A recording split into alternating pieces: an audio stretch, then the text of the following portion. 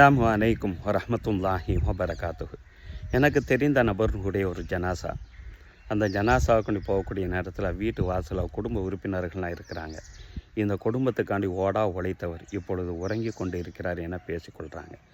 ஜனாசா தூக்கி செல்லப்படுது தொலை வைக்கிறதுக்காண்டி அங்குள்ள ஆலிமிடம் அந்த ஜனாசாவை இருக்கக்கூடிய நபர்னுடைய மகன் கேட்குறார், எங்கள் அத்தாவுக்காண்டி நான் தொலை வைக்கிறேன் ஆலிம் சார் என்று சொல்லுகிறார். சரி என்று அந்த ஆலிம் சொல்லுகிறார். மகன் தொலை வைக்கிறார். தொலை வைத்ததற்கு பின்னால் என்னுடைய அத்தாவுக்காண்டி நான் துவா செய்கிறேன் என்று மற்றொரு மகன் வருகிறார். அவரும் துவா செய்கிறார். அடக்கம் பண்ணதுக்கு பின்னால் அந்த குடும்பத்தினுடைய உறுப்பினர் ஒரு நபர் சொல்லுகிறார், எல்லாம் கலைஞ்சு போவாதிய, கொஞ்ச நேரம் அந்த இடத்துல இருந்து பிரார்த்தனை செஞ்சுட்டு போவோம். சஅத் இப்னு அபீ வக்காஸ் ரலியல்லாஹு அன்ஹு அவர்கள் தன்னுடைய பிள்ளைகள்கிட்ட உபதேசம் செய்த அந்த சிந்தனை அந்த இடத்துல எனக்கு ஞாபகம் வந்தது. உண்மையிலே அவர் அந்த குடும்பத்துக்காண்டி உழைத்ததனுடைய அந்த பலன் அந்த இடத்துல அவர் பார்க்கிறார். குடும்பத்துக்காக வேண்டி மட்டும் தன்னுடைய மறுமைக்காண்டி அவர் உழைத்திருக்கிறார். தன்னுடைய பிள்ளைகளுக்கு மார்க்கத்தை தந்திருக்கிறார்.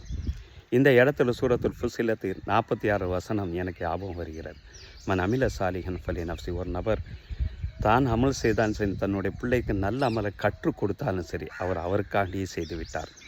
ஒமன் அசாஃபா அலேஹா. யார் தீங்கு செய்தாரோ அல்லது தன்னுடைய பிள்ளைகளுடைய வளர்ப்பில் தீங்கிழைத்து விட்டாரோ அலேஹா, அதுவும் அவருக்கு எதிரானது என்கிறான் இறைவன் அல் குர்ஆனில்.